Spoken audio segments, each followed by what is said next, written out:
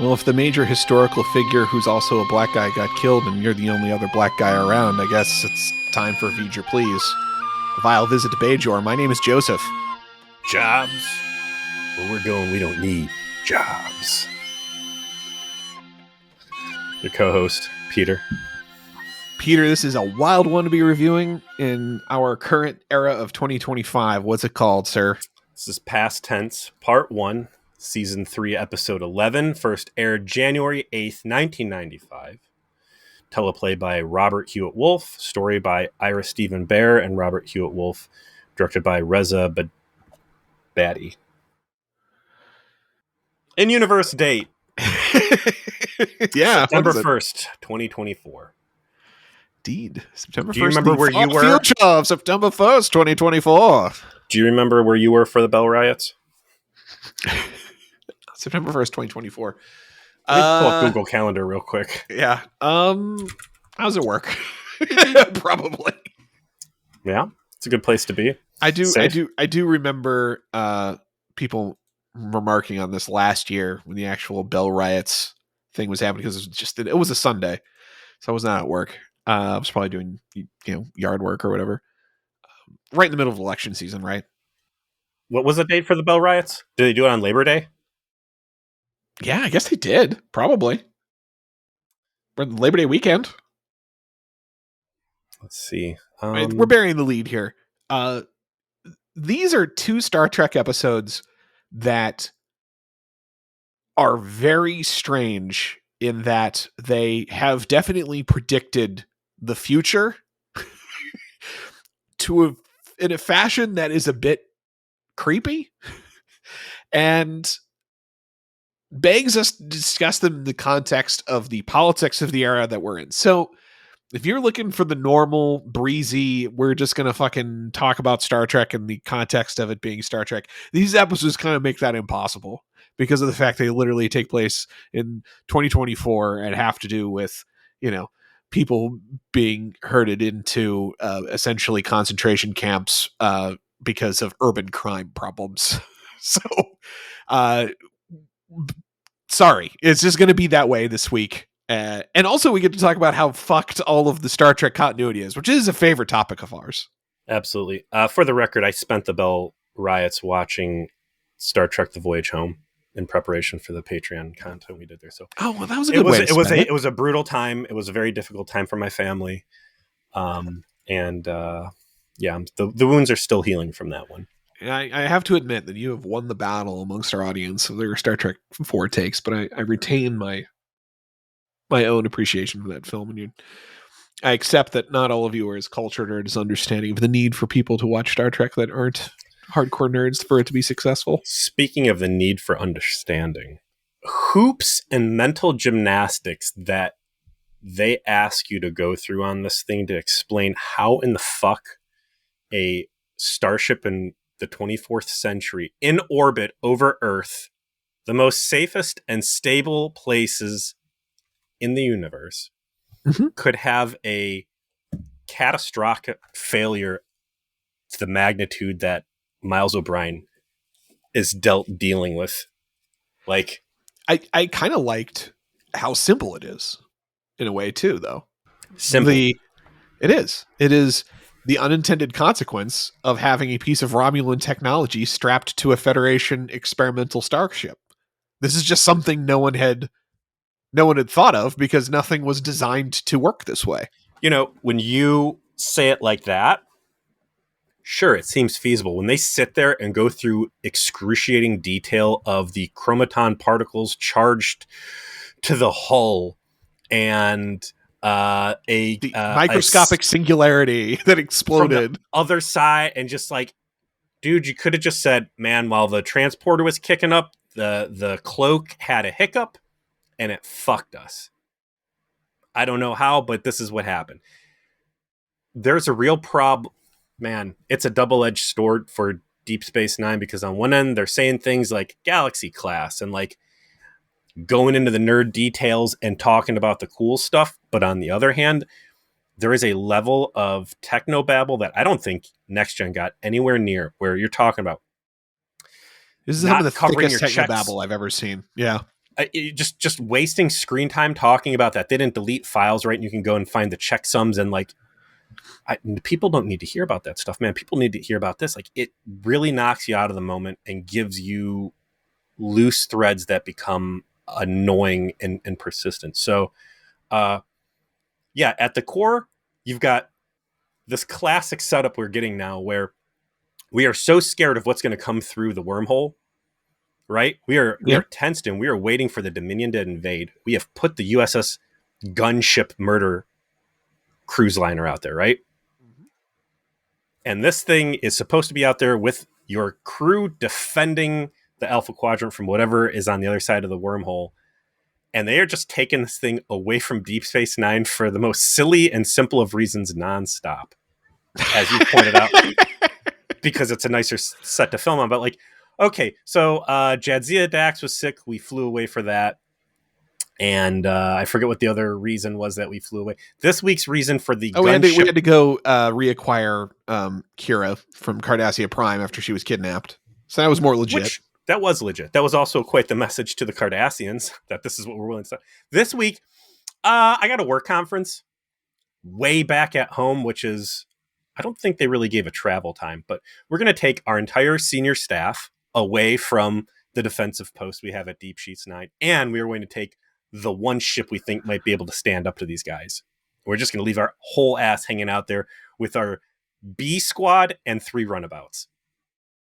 Yeah, like Eddington, I guess. Like, which evil hairline man. Let's use his proper name now. Krull. Yes. Yeah, I saw you notice that. Yeah. Wow.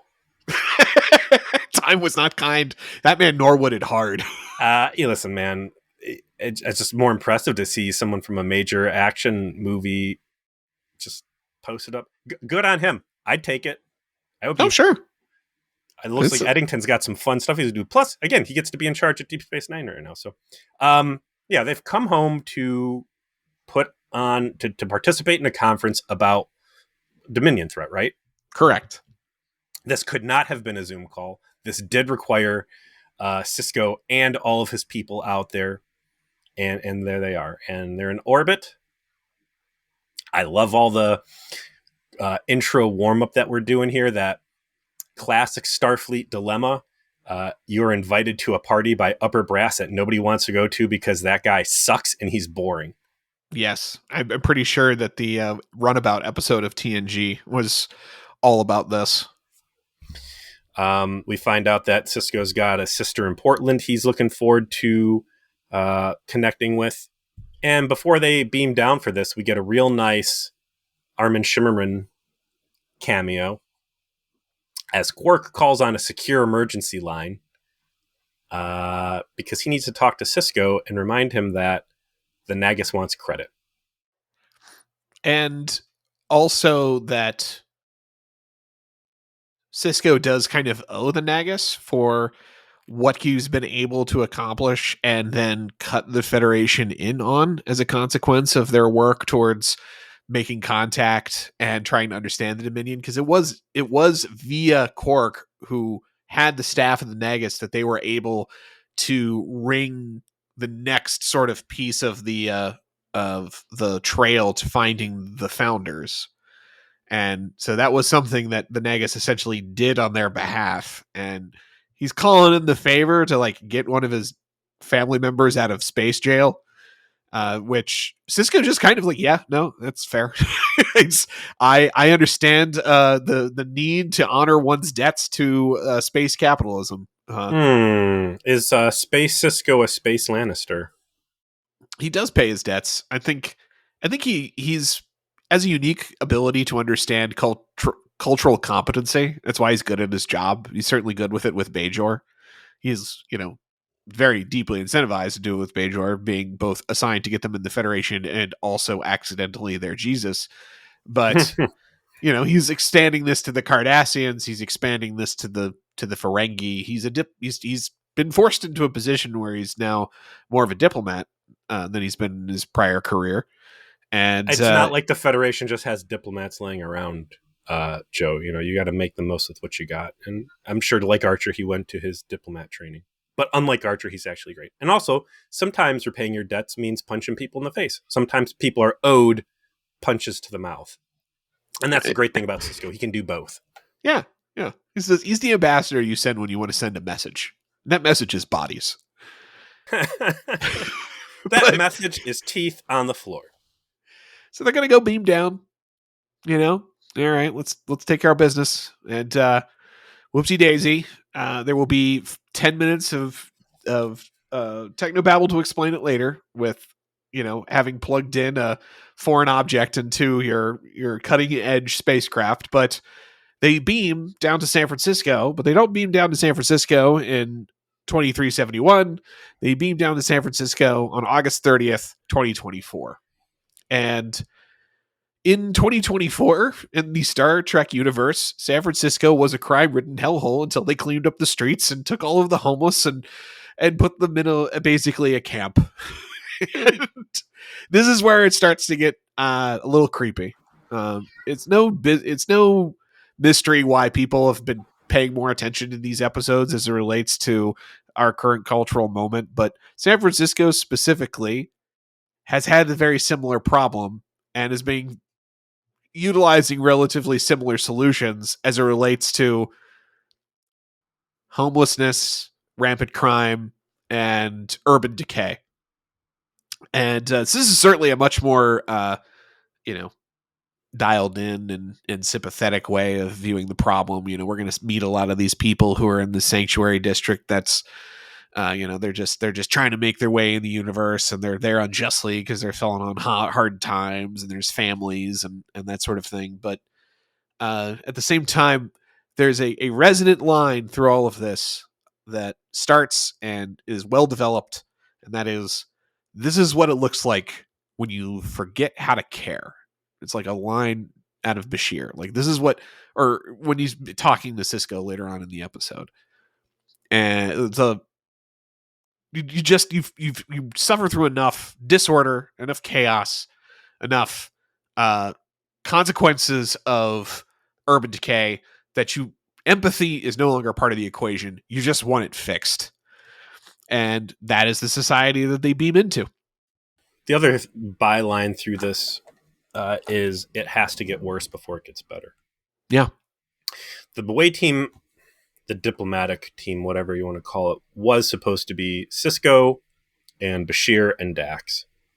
And as they wake up, we see a freshly robbed Cisco and Bashir, who no longer have their comm badges. Dax is down some stairs in a subway with all of her stuff. And Cisco and Bashir are picked up by two civil protection officers. They're jackbooted thugs. Literally. They have the jackboots. If Ghostbusters could be jackbooted thugs, it would be these guys. They've got these beige full zip jumpsuits with their name badges embroidered on or patches sewn on. Some sort of weird eagle symbol, which I think is still United States. And they've got these wonky looking shotguns with folding stocks that, god damn it, should have absolutely been Frankie Spass 12s of Jurassic look like Park. Like Mossbergs with some things like, attached to them to make folding them look a little They bit. look terrible, and they don't look futuristic at all. They look shitty, and they look older than 95. They look like some shit from the 70s. World War II. They look like World War II. So I think they definitely meant to have the Spass 12 in there. But these two guards or enforcers, there's an old guy who seems like he's been around the block a few times, and there's a young guy who just wants to be at home with his family. Neither of these gentlemen know how to hold a fucking gun. Did you see that screen grab? They went to Lieutenant Reed's School of Holding Guns. It took me out hard. I'm like, okay, this is the harsh, shitty world where you got jackbooted thugs patrolling, and they're holding a gun in a way that absolutely is going to make sure that someone gets hit in the dick with recoil. Like that, I've never seen anything like this before. And shotguns are also not a tool for precise urban pacification. Not to go too gun nerd on everybody, but a shotgun typically shoots pellets in a wide dispersal pattern. You don't want to be using it in a crowd unless you intend to kill everyone in the crowd.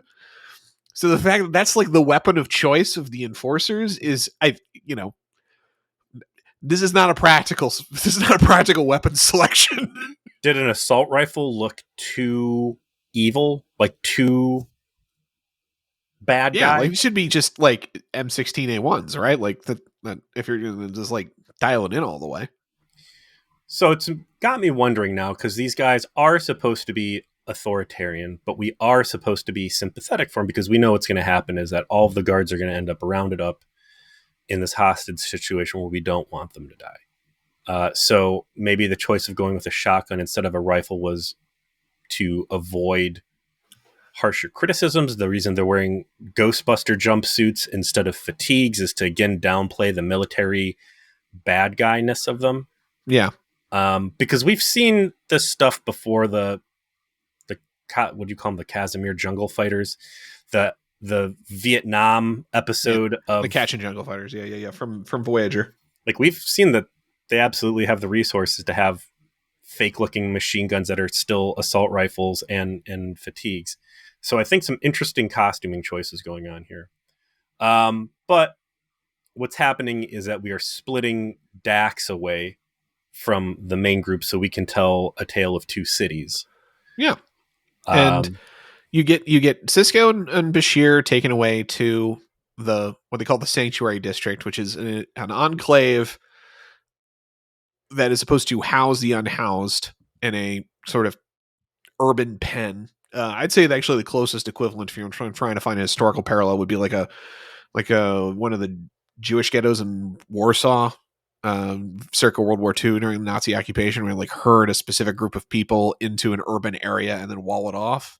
This is definitely not being portrayed as a sort of genocidal situation. There's a lot of time spent about it being essentially containment to prevent the criminal element from infecting the rest of society. But that is the vibe. Meanwhile, Jadzia gets picked up by lawful good Donald Trump. I described him as Rick Astley and David Bowie and Steve Buscemi's love child. This guy's got a real look to him. Who is he? Yeah, so I looked him up. He did not have a particularly notable career. He's a working actor, but his Jim Metzler is his name. By the way, the guy who plays the bad guy with the fedora, his actual name is Frank Military. The actor's name is Frank Military. The name stood out while the credits were rolling across the screen, but I didn't put together. He's got a real voice on him. I bet he's got some fun credits.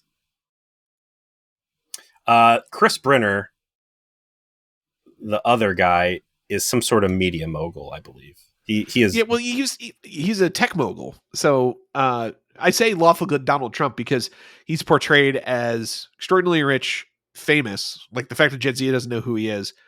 If we're going to find the right parallel, it would be more charismatic Bill Gates. Like I think that was probably more the intention, was a character of the guy who invented Microsoft and all of these ways that computers connect, and then became a mogul that now owns media corporations and has an expansive empire. But he's comes across as actually a good guy. He is very generously portrayed. He's clearly wanting to bang Jadzia. And Jadzia bites her lip at one point, seemingly willing to bang him. He's generous with his time and his efforts to try and help her. And it's through that storyline, obviously, that we get the other half of the equation of what's going on in this version of 2024. So, luckily, Benjamin Sisko, on top of being a great dad and a competent leader and a shipbuilder and a hell of a fighter, and a great cook. Yeah. Oh, he is also an aficionado on late 21st century history. Yes. Move over, Tom Paris. There's another guy out here. 20th century history. This is 21st century history. I bet you Sisko still knows what a combustion engine is, though. Just saying. I bet you Sisko knows a thing or two about Fort Knox.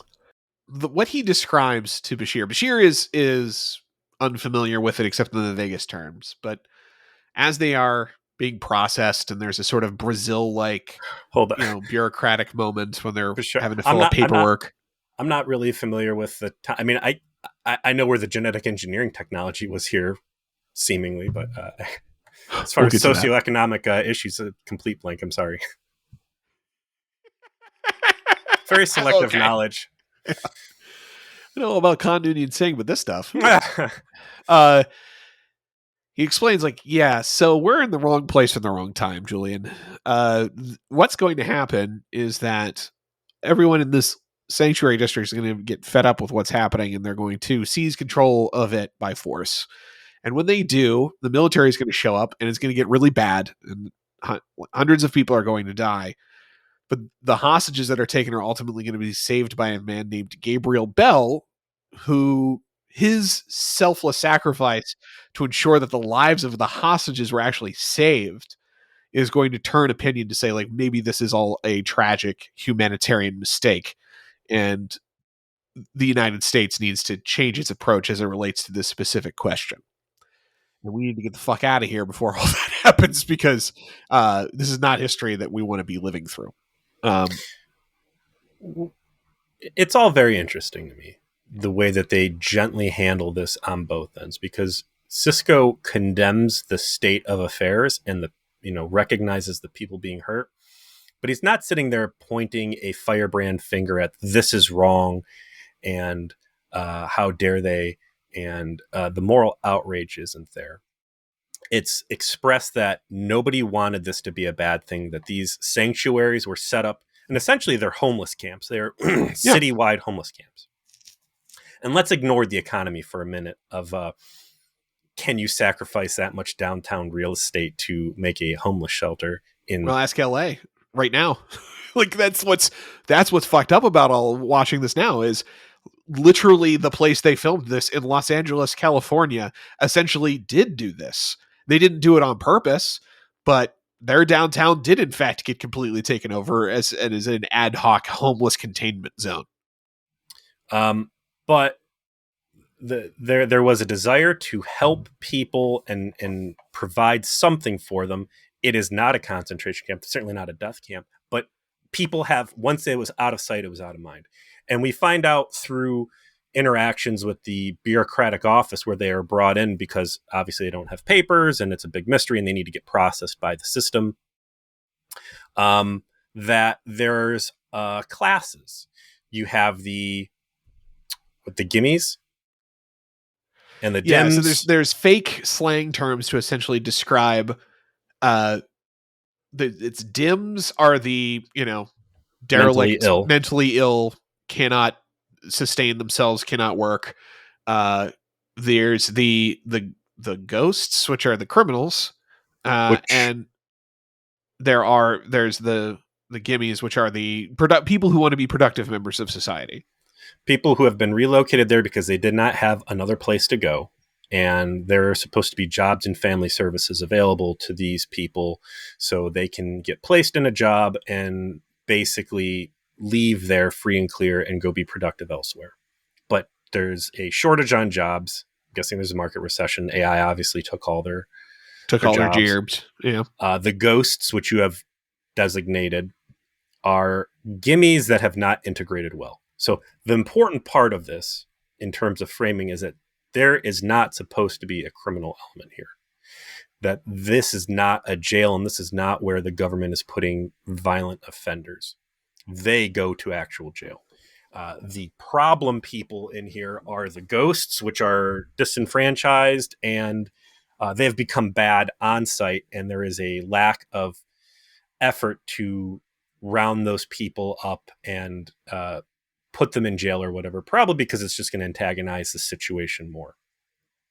So it's a best faith effort across the board with a very poor execution that ultimately suffers again from out of sight, out of mind. And the result is a pressurized situation inside where you've got good people who are getting fed up with the awful state of affairs for them and their family, and they feel that the only way to get attention on this is with a stunt. And to return to the dialogue that Bashir and Cisco ultimately have on the topic about this is what it looks like when you forget how to care. It's that, there's a lot of background being paid to that the urban crime issue and vagrancy and homelessness did ultimately create a problem such that this solution was viewed as superior to what was happening. There's actually a really funny scene in the party that Chris Brenner has having that Jadzia is at, where they're talking about how France is essentially going through a bunch of riots because they haven't been able to solve this problem, and that Europe itself is starting to kind of fray and fall apart because of the fact it has this unmanaged urban decay issue that is essentially causing their governments to fail. Again, like the parallels to the present day are right there in front of you. And the reaction of the rich is, well, we're just going to avoid this then. We're just not going to engage with it anymore. Like the rich guy went and skied in New Zealand or whatever. Like, we'll just avoid these problems and, like you Eat said, around get the bad outside of parts. the nine, because we ran out of empathy. We ran out of empathy dealing with this problem in our lives, and now we would prefer a life where, okay, yeah, you're in the sanctuary district now, and hopefully your life gets better, but maybe it doesn't. But I can't let it be my problem anymore because I'm exhausted. And that's a very natural human reaction. Like, to just, your empathy can be exhausted. You can run out of your ability to feel someone else's pain, and instead say, you know what, I'm more focused on my pain and my comfort and my family, and I really don't care about you anymore. And I'm going to deal with you however I have to deal with you in order to restore the order that I need in society. And To try to do that in the most humane way possible, because this possible. again All right. is Again, like, no one's trying to like send them off to like be turned into Soylent Green, but at the same time, it was like, we can no longer just allow this to continue. it's a stark contrast to what we saw in Encounter at Farpoint when Q whisked everyone back to the courts, and we saw the Earth Protective Forces, or whatever the guards were, wearing those thermal puffy suits with their little Addicted to cocaine drugs. zip lines and their undermount hand full auto cannons. Right, this is very different. Again, going back to costuming and the vibe that you're getting off of the thugs, it seems much more grounded. But the difficulty to come up with sympathy and the feeling of fatigue absolutely applies as I try to even broach the conversation of where in the fuck is this happening in the timeline. Oh, yes. As we prepare, as I prepare to have this conversation, and I'm looking in the wiki here for the date, 2024, I feel like walking into this conversation topic like a fatigue and a fear, or I don't know, man. I feel like I'm about to describe to people what it felt like when I fell down 2 flights of stairs that were made out of concrete. Like, Yeah. So I think that the Strange New Worlds I don't even contribution to this has helped in the sense that it's given me new vocabulary and how to describe it. So the very first episode of Strange New Worlds, Pike talks about the eugenics wars, Civil War, and then ultimately World War III. It's basically one continuous period of unrest on Earth, violent military unrest on Earth, ultimately resulting in semi-apocalyptic outcomes. That, things essentially, social bonds in society frayed sufficiently that open warfare started to be conducted, and the eugenics wars was essentially just a part of that period of instability and ultimately destruction, and not a separate conflict, but a conflict that was concurrent with the other conflicts that in its total is World War III. And I can kind of start to make peace with the timeline under that basis, to say, starting sometime in the 90s and then ending at some point in the 2050s, you had this period of instability that had different levels of intensity. It involved different issues and antagonists as different things happened on Earth, but ultimately resulted in total breakdown and atomic war, and ultimately a peace settlement that Earth was a broken place and then was able to be healed as a consequence of finding out they weren't alone in the universe during first contact. However, getting there is a sloppy fucking mess. It's awful. Like, Yeah, it makes no sense on its face. Like it is just now, because the fact that the show is being produced in the 90s when the eugenics wars were supposed to happen means that they're already aware of the fact that the timeline of production no longer sits well I don't with even the care timeline that was about made. that, though, man. Like, it's the sloppiness of the order of events and the magnitude of these events that are happening. Like, you can slide in a eugenics crisis where, Khan, whatever, is able to rise up and become a dictator before fleeing the Earth on the space seat or the hay seat or whatever it was. Yeah, the Botany Bay. Yeah. But when you've got fucking nuclear war bringing us to Fallout status, which is very clearly where we're at in First Contact, and I cannot ignore First Contact because that is a staple movie that everybody put their whole ass into. Yeah. Nuclear war has to happen. And are we to assume that where they're at with these Bell riots, this is all pre World War III? It is. So the actual like nuclear conflict doesn't actually start until 2026. Let's not use hard dates because I think everything you said about Strange New Worlds, and especially the episode where Kirk and Drummer go back and Trek Drummer, go back in time. Like, that was a great example of it was a great excuse as to why hard dates don't work, because stuff moves around, but it still happens.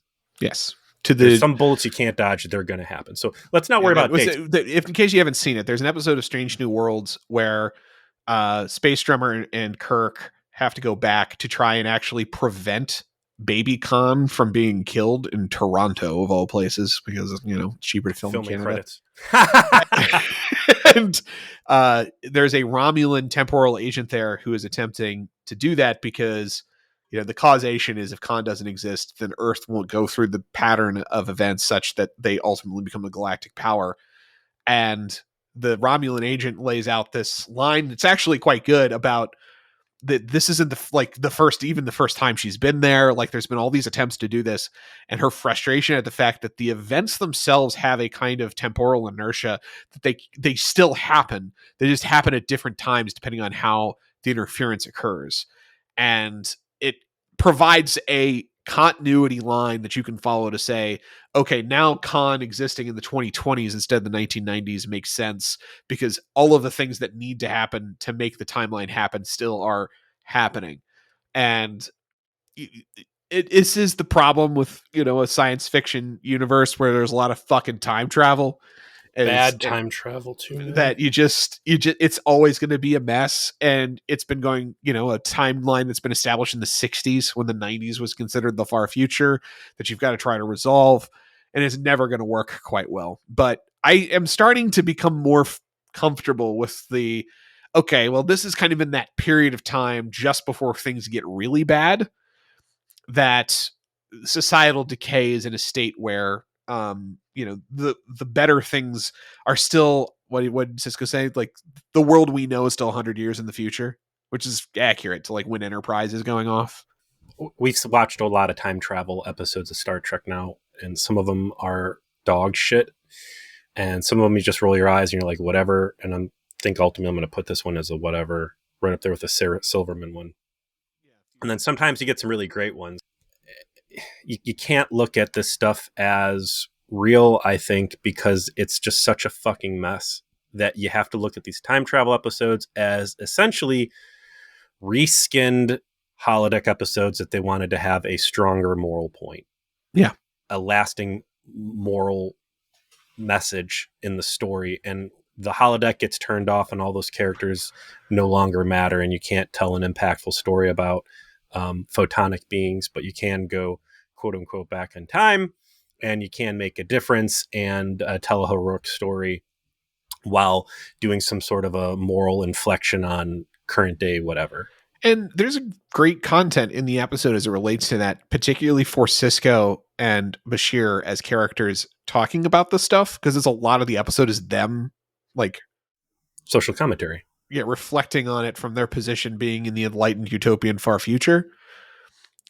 And the best line of the episode might be when Bashir, just arrives maybe at the natural conclusion to say, like, what are we really past this? Are we actually better than this? Like, what would happen if the Federation got really threatened? That if it was put into a really desperate situation, wouldn't we just come right back to this? Well, it's funny you should mention that, Julie. Yeah, I was going to say, like, that we call that foreshadowing in the business. And I appreciate he's a realist about it, to say, like, I see too much of myself in all of this to say that it's impossible for this to be us. Does he come through the Dominion War to openly reference that one time he went back in time to San Francisco? Was this San Francisco or San Diego? It's San Francisco, yeah. Back in time to San Francisco, and this was no better than, things that he witnessed in the 24th century. Then in 95 or 21st century, 2024. 2024. Because that would be hilarious. Dude, if I was caught in a time travel event and I saw ancient Earth history, I would really hit, I think, a 2024 phase and start consuming a lot of media content from there, and like really embrace my trip I made. But also I'd bring that up all the time. People get so sick of hearing about the time I got thrown back in time that we'd make sure that I never suffered that again through a transport accident. The hard part about all of this and this hokey ass timeline is now you're telling this sympathy story, and you're telling a story about hope and what is ultimately going to be this, regaining faith in humanity and putting things on the right track. And it's not really going to matter, because whatever, it will matter. But the realism of the situation is all these people are going to die in a nuclear holocaust, right? You're telling the story about humanity pulling itself in a positive direction. And, there's some dark ass shit that's lined up. There is the eugenics wars, and there will be World War III, allegedly, that is going to wipe out the population in the major urban centers and all this other stuff. So, all right, things will get better for a little bit. But the big fear in all this is the Back to the Future fear. You cannot change the past without erasing the future. Julian, I know what we're going to see sucks, and I know that we're all social justice warriors of the future, but we have to let this bad stuff happen. We cannot help these people. We cannot get involved on any level, because even the smallest things we're doing can have wild, unforeseen consequences. And you just have to, the best thing we can do is say, this sucks, but it needs to get darker before it can get brighter. And if we do anything to fuck with this situation, God only knows how we are going to harm the future and the course that humanity is going to take to grow better from all of this.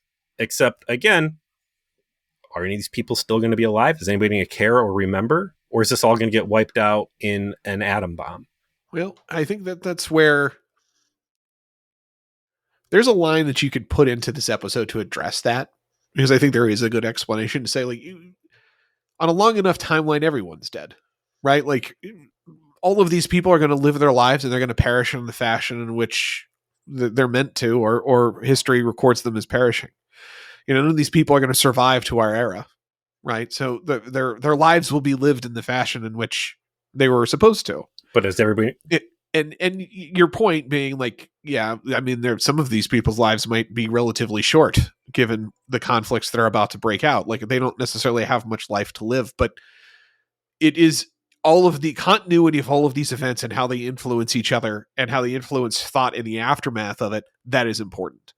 And yes, we despair for the fact that compared to us in the enlightened utopian far future, these people are going to live lives that are brutish and short and not particularly pleasant for reasons that we are already aware are going to befall them.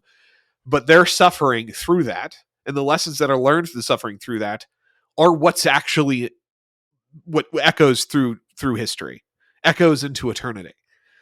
And it has to happen, because that is how we exist. That is how the thing that we now have that is so much better than this exists. And so their lives, as difficult as they will be, have extraordinary meaning. You think maybe of like the sacrifices of soldiers storming, Omaha Beach during World War II, and that hundreds, thousands of them are cut down in what feels like a meaningless gesture of human sacrifice by machine guns as they storm this beach. Then you think like, what if I can do things to limit that sacrifice? What is the act of sacrifice that is inspiring beyond the mere person? It is the suffering of the whole that can inspire millions beyond. And I think Trek does a pretty good job of conveying that message when the opportunity presents itself. And in a way, that is what Sisko is saying to Bashir, to say, like, this just has to happen. It's important that it happens because it's how things change. Yes, but And it runs face first into the fucking nuclear war shit that we know is coming down the pike. But I don't think it takes away from the story in this case. everybody does die on a long enough timeline, but does everybody die at the same time with the same level of global trauma as a nuclear holocaust? And that's the hardship in all this is it's nuclear war wiping these guys out. And they're not trying to tell a Fallout story of real post-apocalyptic wasteland, even though that's what's really hinted at in First Contact. But that's a hardship I have in this episode. And again, that's why I have to start viewing these time travel episodes as just glorified holodeck episodes. We want to tell our moral story. We want it to have the feeling that it lasts beyond the confines of the holodeck doors. We're going to do a time travel thing and everybody can go back to their homeostasis. I'm sorry, it doesn't really exist in Deep System, but everybody can go back to their normal place with memories of what happened and a feeling of accomplishment, that it wasn't just a waste of time holodeck program. Because again, just Star Trek is such a fucking mess, man. It is. There's no getting around it. I like the scene settings they're doing here. I like the vibe. I like the story they're trying to tell. Yeah. But you just absolutely cannot take any of it in any sort of context, a greater context past what this episode is presenting to you. Like, they need to be bottle episodes. They really do. I do actually appreciate the moral frame of this episode, which it makes it is resonant now. It does make you think a little bit about how you feel about what's presently occurring in our own country, Peter. Like, so I appreciate it for that. It does a good job of saying you have to balance the necessity of maintaining order in your society with some compassion. You can't forget how to feel compassion. You can't lose that, because if you do, your consequences are going to be even more severe down the line. It does it, and Trek is really good at doing moral storytelling and reminding its audience of, Trek used to be. Yeah, like Trek in this era is good at this kind of moral storytelling, and I think it does an admirable job of towing the line of no one here is a real villain except the guy played by Frank Military. That guy is the real villain, and we're going to get to him. But everyone is kind of a victim of different situational consequences, and not because they are black-hatted evildoers. The wealthy are dispassionate and disconnected because they're morally exhausted, but they're not bad people. The poor and homeless, some of them are challenged by untreated schizophrenia, for which there's no more compassion or resources to help them. You have the working poor who want out of the circumstance but aren't giving that. You have the overworked staff whose heart's in the right place, but they have no agency over what's happening anymore. And this results in a conflagration that kills hundreds of people. And the moral shock is the lesson. And I have to hand it to this episode, where I think like its timeliness snuck up on me a little bit. I was expecting it to be very cringe, and it really wasn't. Actually, it takes a decently dispassionate line on this sort of thing is history. It happens, and you have to learn something from it, not really prejudge everyone involved. That's the important thing. There's a lack of a moral high horse. Yeah. Julian gets close to it, but he needs to do that so You have to have that voice in it. Yeah. So Cisco can offer the more tempered response. It's funny as we discuss time travel episodes and a lot of this stuff, how frequently you are going to the new Trek Strange New World specifically. Yeah. How much potential that show realized on itself, how good it was able to get to the point where you're over here dragging Strange New World shit in effectively as embraced canon. Right? That first season and some of the is very good, and some of the second season had some life in it. Apparently for that thing to fall off as hard as it has, where you're not even willing to watch the fucking second episode of season 3.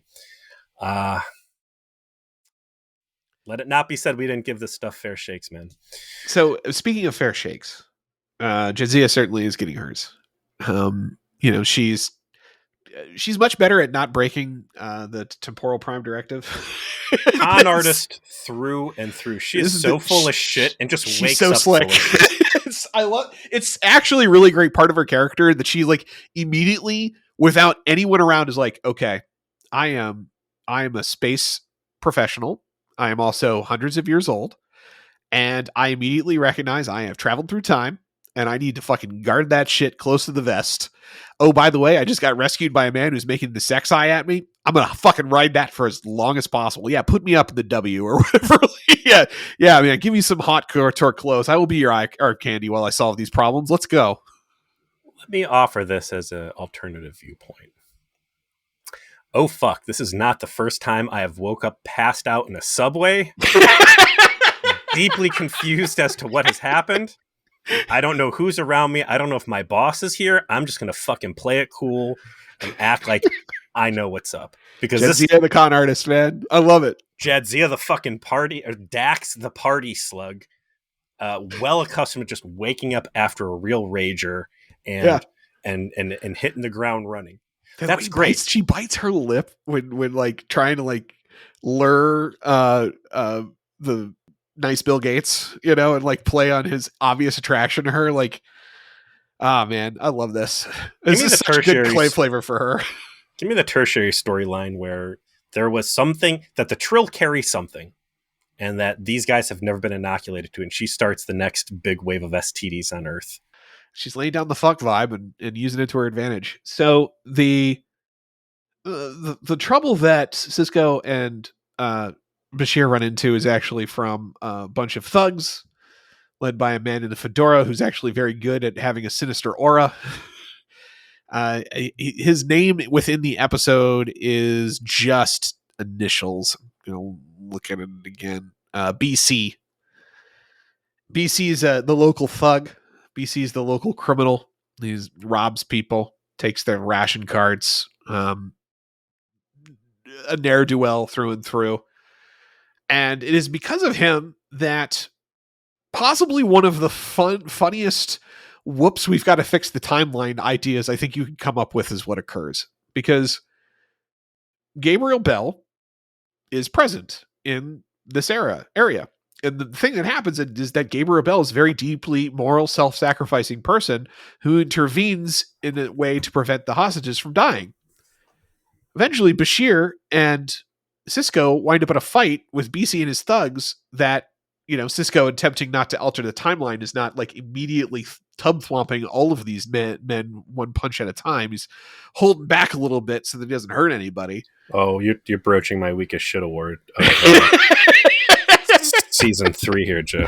yeah, I can handle Jem'Hadar like they're nothing, but like local starving thugs give me a problem.